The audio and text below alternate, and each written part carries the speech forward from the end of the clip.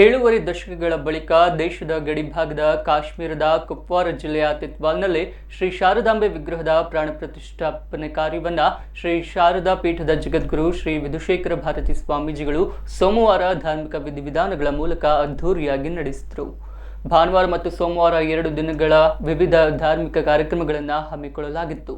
ಈ ವೇಳೆ ನಿನ್ನೆ ಬೆಳಗ್ಗೆ ಪಂಚಲೋಹದ ಶ್ರೀ ಶಾರದೆಯ ವಿಗ್ರಹಕ್ಕೆ ಕಲ್ಪೋಕ್ತ ಪೂಜೆ, ಪಂಚಾಮೃತಾಭಿಷೇಕ, ಪುರುಷ ಸೂಕ್ತ ಹಾಗೂ ಶ್ರೀ ಸೂಕ್ತ ರುದ್ರಾಭಿಷೇಕವನ್ನು ನೆರವೇರಿಸಲಾಯಿತು. दक्षिणाजय नमः ह्रींकारवल्लर्जय नमः ह्रींकार हिमवद्गंगाजय नमः ह्रींकारार्णव कौस्तुभाजय नमः ह्रींकार मंत्र सर्वस्वाजय नमः ह्रींकार परसौख्यदाजय नमः।